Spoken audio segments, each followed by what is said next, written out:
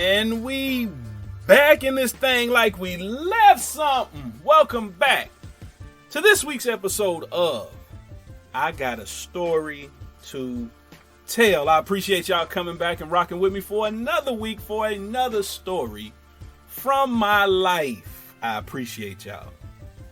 Y'all know how we do. Before we get started, I always got to give someone their flowers. This week, I am giving flowers to my granny. Granny, Mary T. I miss you and I love you. Rest in peace, Granny. What you done or what you did as the matriarch of our family was dope. It was so dope. The woman you were, all the things you were able to do in your life, the lives you affected, the people you had an impact on was great. We love you, we miss you, and we honor you today on this podcast. We miss you, Granny, and we love you. Rest in peace. And with that being said, y'all know what time it is. I got a story to tell. Let's go.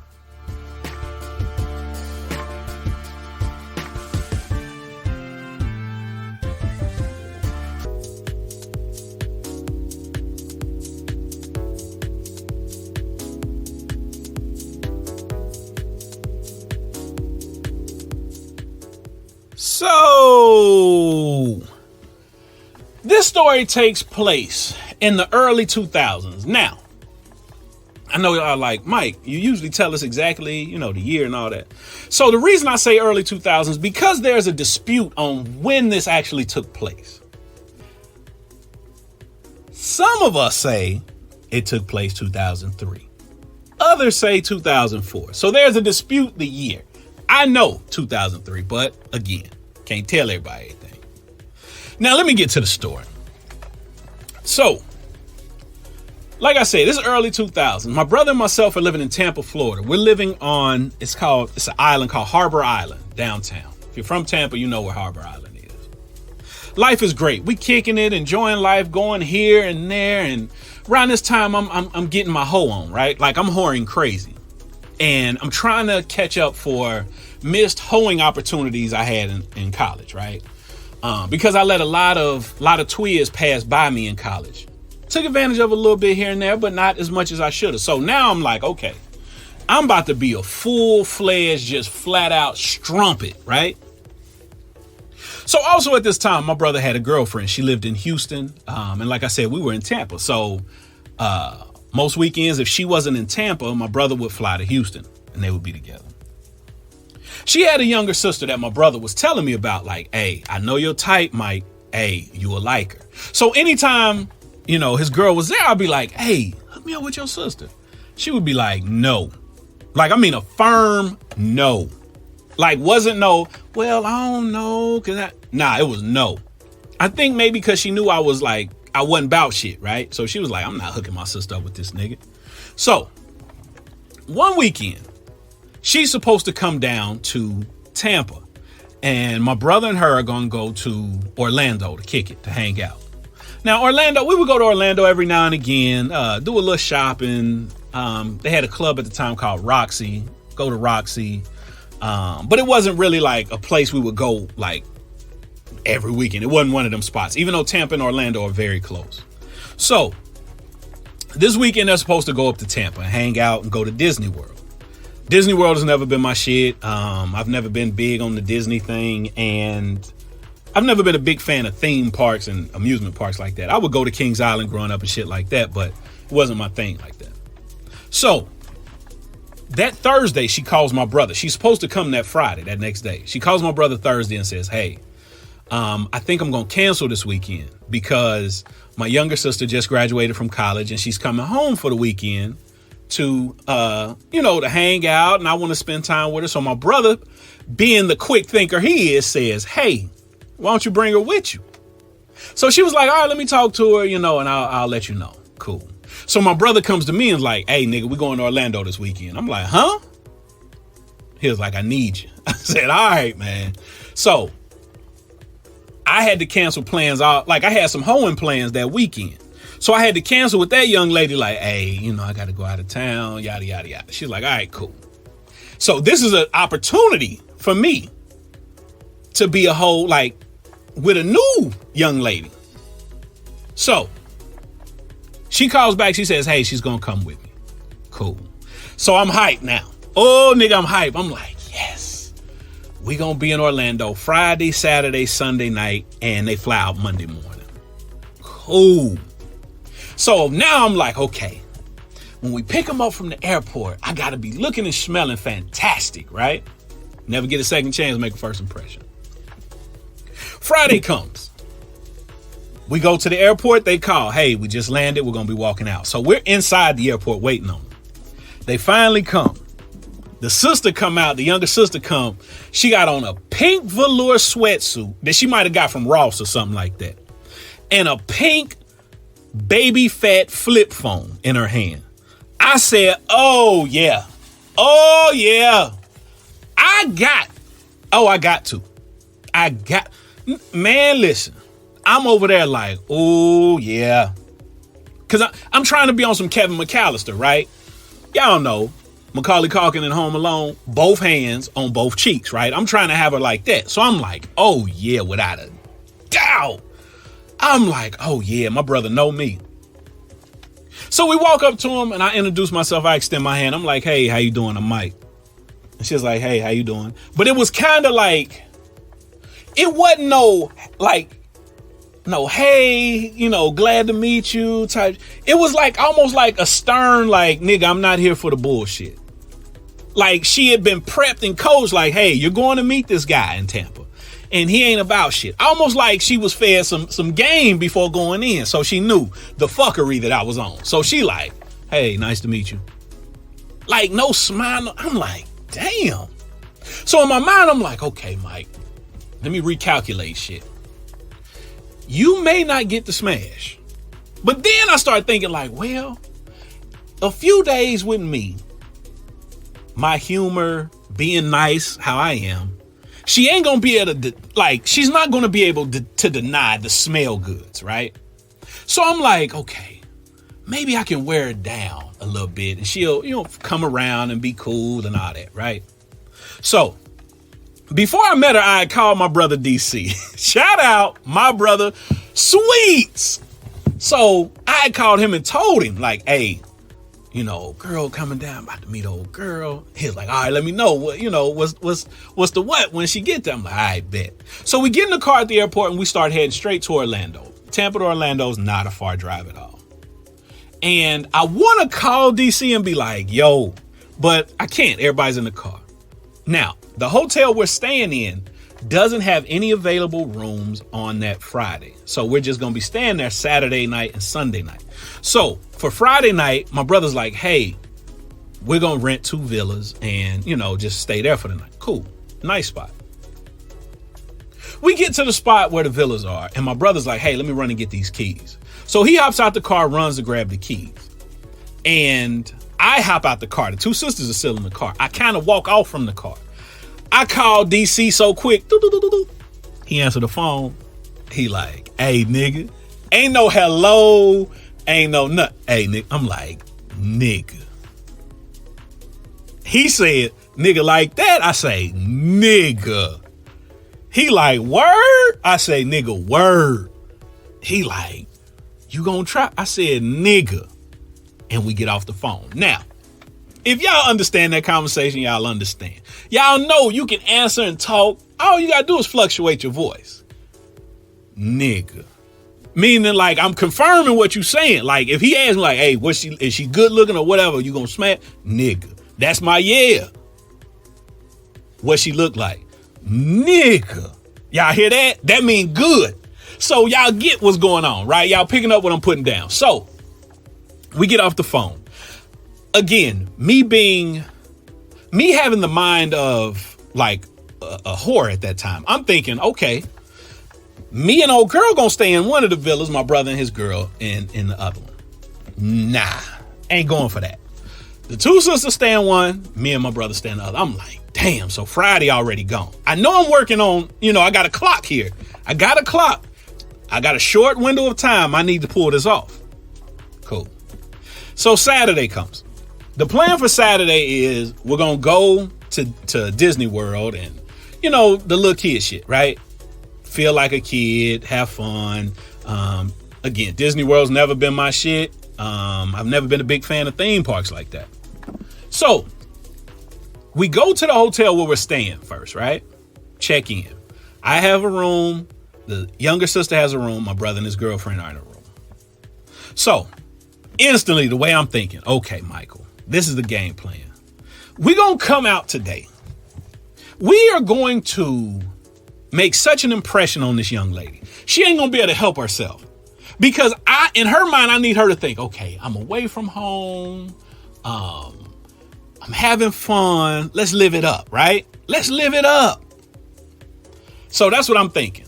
She gonna see these ravishingly good looks. She know I'm out here smelling better than a plate of yams with extra syrup on it, right? So come downstairs. Everybody meets in the lobby of the hotel. I ask her, I said, hey, let's take a picture real quick. Oh, okay, cool. But it's still not okay. Like, it's not the happy shit, right? It's just, okay. I'm like, damn, she ain't going for it. Now, the reason for the picture is I need you up on me. Like, I need you close. And when we take this picture, I'm finna put this hand on the small of your back and pull you close or wrap it all the way around that little valley. Y'all know the ass, the bottom of the back valley, right, fellas? And I need you up on me close because I need you to smell these fumes that I got coming up off. Fumes, not a good word. I need you to smell these scents that are coming up off of me, right? So once I get it close, I need it because I'm trying to send that message out like, hey, I'm trying to get close to you. You see the hygiene is impeccable. You smell these beautiful fragrances that is bumping up off of me, right? That's all I'm trying to do. Let her know like, hey, I'm cool with touching on you, like getting close. She ain't going for it. She smiled for the picture. Cool. So we go to Disney World, have a good time. We walking around, little kid shit, right? Get done. Plan now is go back to the hotel. Everybody shower. Come back down, meet at the lobby. We're going to go get a drink, then go get dinner. So everybody gets right where they need to be. Come back down. I got on a new fragrance at this time. So come down, give her like a little side hug. Hey, you looking good? Thank you. Like it's real on some dry shit. Thank you. I'm like, damn, this ain't working. So we go to the spot to get a drink.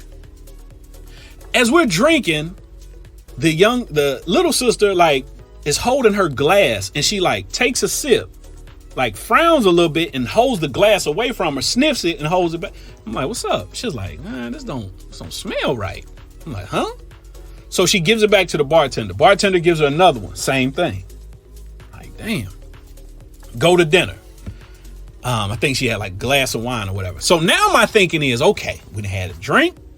We done had dinner with another drink. We're going to go back to the hotel. Beautiful hotel. We're going to go in the lobby, have some drinks, chilling in the lobby a little bit. Now I'm really thinking okay, she done had a few drinks. The stern, I don't want to fuck with this nigga type attitude, even though she didn't say that, will be wore down, cool. Let your guard down a little bit. Cool. That's what I'm thinking. As we're walking into the hotel, she says, I don't feel good. Now I'm thinking, okay, she's trying to avoid the drinking and the kicking, and she just want to go to her room and get away from me. So now in my mind, I'm thinking, I'm not about to get no twiz. I'm not about to smash. I've conceded. Hey, I'm not going to get it. I'm not. So I'm like, word. She's like, I got to go to the restroom. So she beelines to, there's a bathroom there in the lobby. She goes in. She's in there for a while. My brother, myself, and her sister have sat down and ordered a drink. We're sitting there drinking, talking. The younger sister comes out the bathroom and goes right back in. At that moment, I'm like, hold on. Something really might be off here. So her sister gets up and goes in the restroom behind her. She comes flying out to the desk. We need some towels. I'm like, oh shit. So she tells us, she's throwing up everywhere. I'm like, oh shit. So now I'm really worried. I'm like, oh shit. So in my mind, I'm starting to think okay, was this something really in that drink? Like, was that drink really off that she gave back? And I'm like, oh shit. So she's sick for real, like no bullshitting. Finally, after a long time, she comes out the restroom looking like shit. We take her up to her room. Everything is cool. Finally, after a while, I go to my room. I pass out. I'm like, well, there's a wrap. Didn't get the chance, right? So the next day, Sunday, we just chill all day, nothing serious. And Monday comes and we go to the airport to drop them off. We walk them in the airport. Me and the younger sister, I'm like, I hope you enjoyed yourself, your first time in Florida. She was like, yeah, it was cool. And she said, I want to apologize for getting sick. I don't know what happened. I'm like, oh, it's cool. So she goes to give me a hug. And I'm like, oh, shit, hold on, nigga. Hold the phone. So I pull in, like, nigga. I pull her in, like, on the hug. Like, oh, nigga. I'm like, oh. So we get done hug. I'm like, hey, you be good. Do what you do. Have fun. Don't get in no trouble down there in Texas. Yada, yada, yada. So, but before she leaves, I say, hey, let me get your number. Let me give you my number. So, we can talk, sometime. She's like, oh, okay, cool. Gives me the number. I give her my number. Cool. She gone about her way. That was in May. I did not call or talk to this young lady until out of the blue in August. I'm outside. Like, I would go outside our crib and just look at the water. Like I say, we stayed in Tampa. It's called Harbor Island. So there was water around our spot, right? So I would go outside and just look at the water, think, walk outside, whatever, right? Fresh air, all that. I have my phone with me and I'm like, man, let me just call and say what's up, see what she's doing. And I call, and it happened to be her birthday, August 23rd. So I just happened to call on her birthday. Didn't know it was her birthday, just called. We talked for a minute. She's like, hey, how you been doing? Yada, yada, yada. We talked for maybe 30, 45 minutes.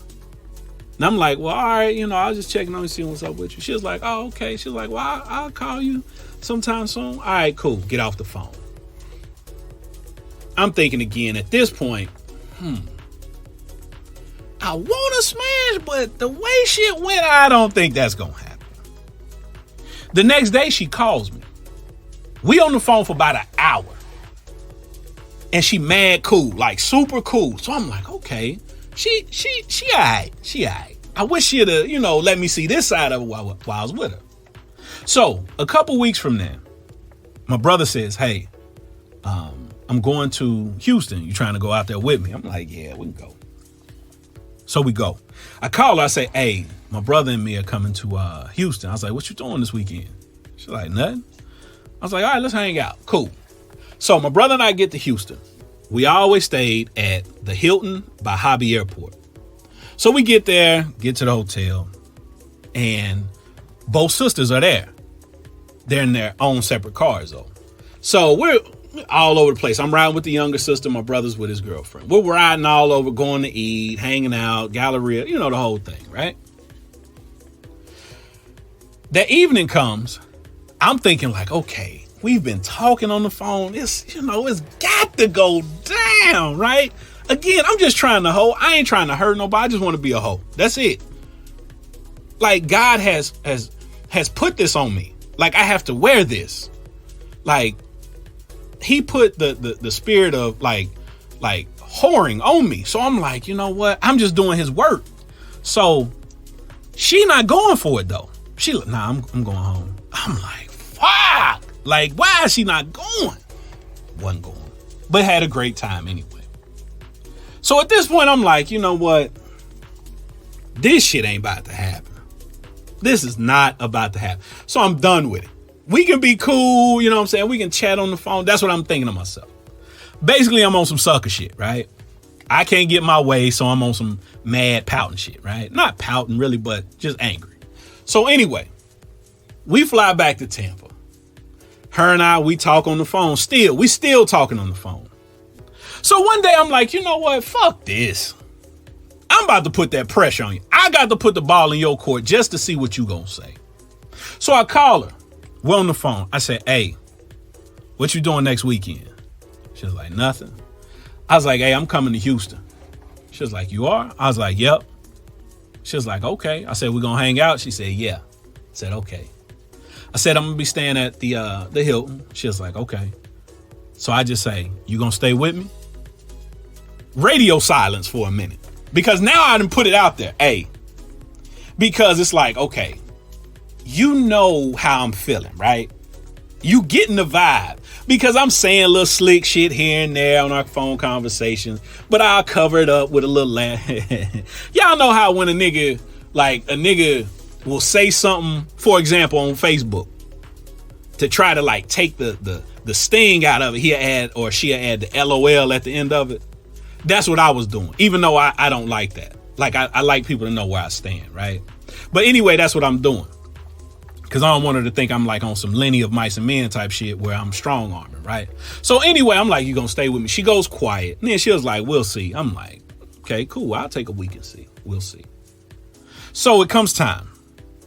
I fly to Houston, get my rental car, go to the hotel, chilling. We hang out. She comes to the hotel. We're drinking Jose Cuervo. I'm not a tequila guy, right? Not straight, just tequila shots. I'm not that. I'll drink tequila and drinks and shit like that.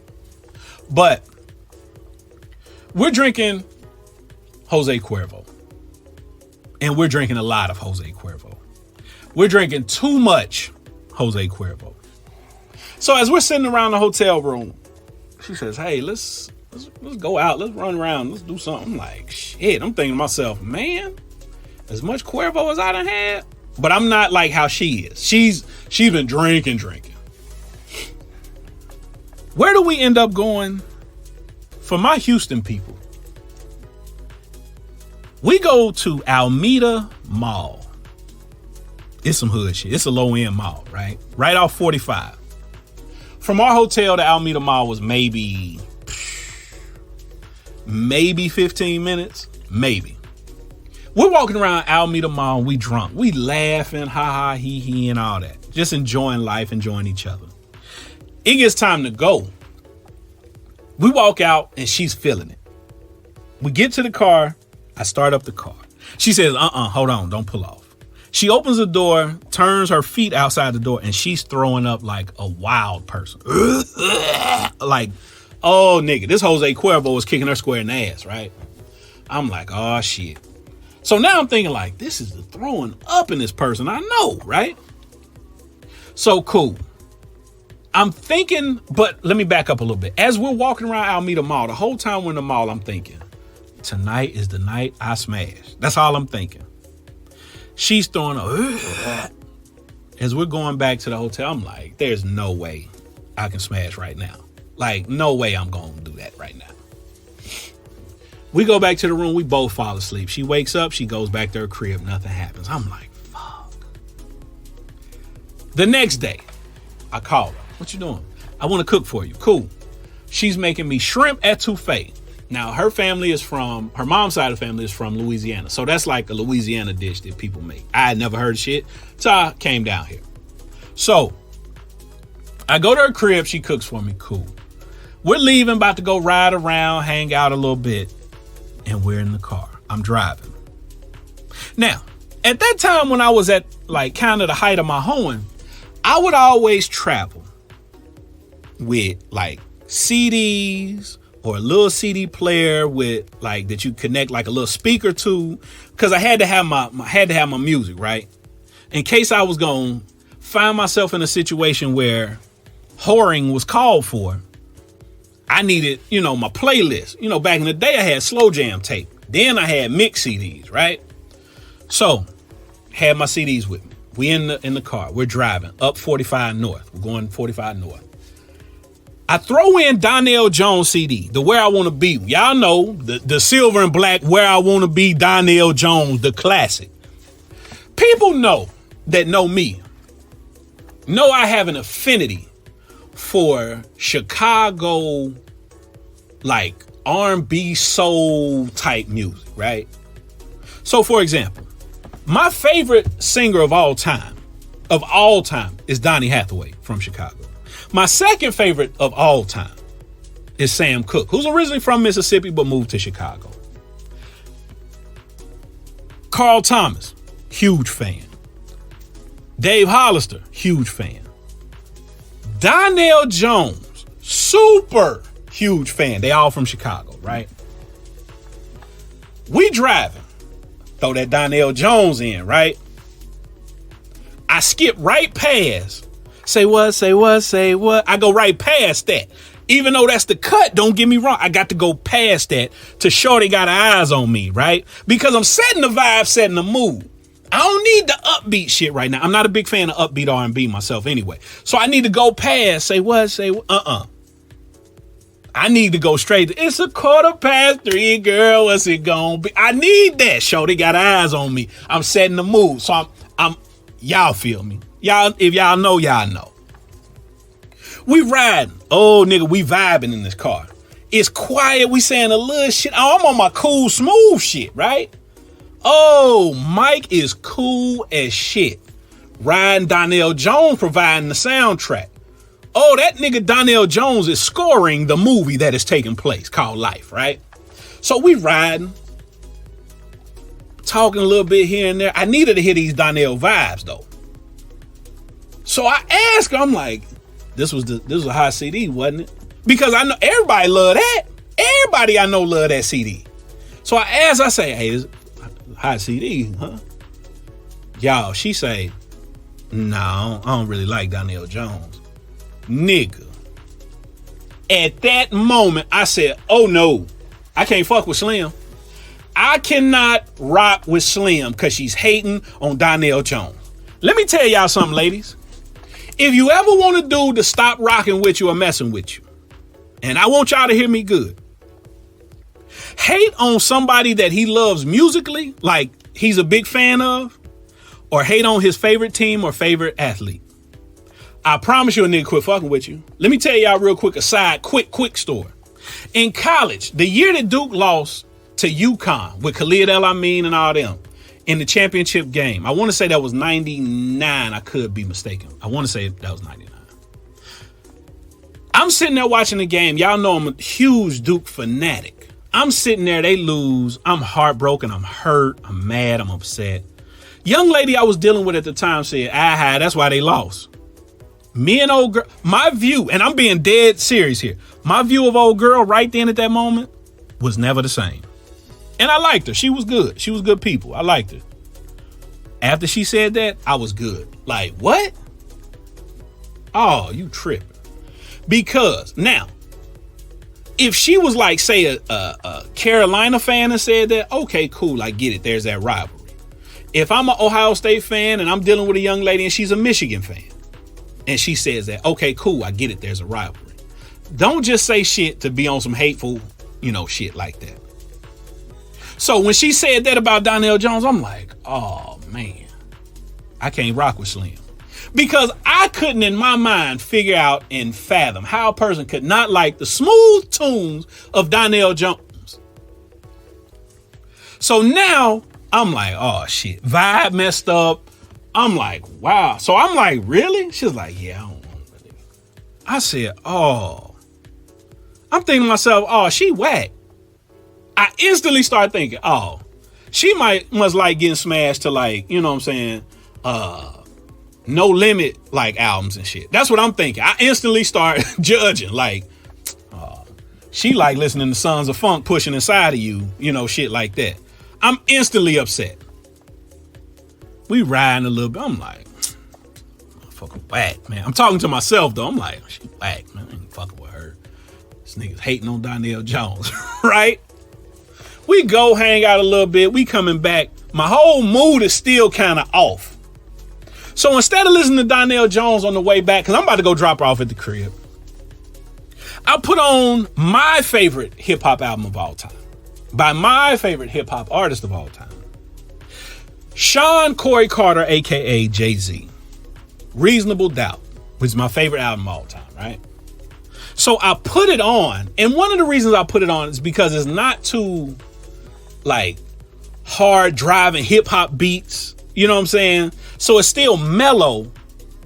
Some of the beats are melodic, sample, few little samples here and there, all that, right? So it's still mellow. It's not hard hitting hip hop where me and the young lady in the car and she feel like, damn, this done turned into a rap concert. The vibe is, weird.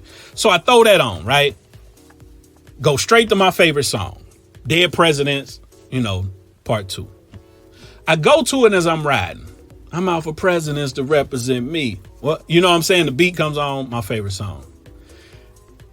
Verse going, nigga. She start rapping the first verse. Nigga, she start rapping the first verse to the song. That is my favorite verse of any hip hop song in history. If y'all know me, y'all know how I love that song. Y'all know how I love HOE's music. Y'all know how I feel about that verse.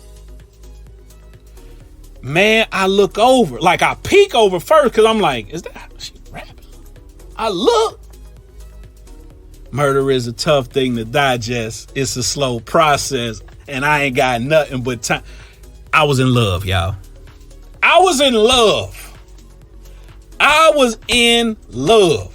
I went from mad because she ain't like Donnell Jones, acting like a hoe ass nigga. Oh, I was acting like a hoe. I was in my feelings, acting like a hoe. But, Jesus didn't want to let me be a hoe. Jesus refused to let me be a hoe in that situation. He said, Michael, this what I'm going to do. I'm going to let you throw in that Jay-Z and you going to see that she rocks with it, right? He was showing up and showing out in my life. So I throw the CD on, the song comes on, she raps the first verse. Y'all, I knew right then. I said, yeah, she the one. She's the one. Oh, nigga, I was so hyped. I ain't even give a damn no more that she ain't rock with Donnell Jones. I was so happy. I said, oh. Before I knew it, though, she was rocking with Donnell Jones, though.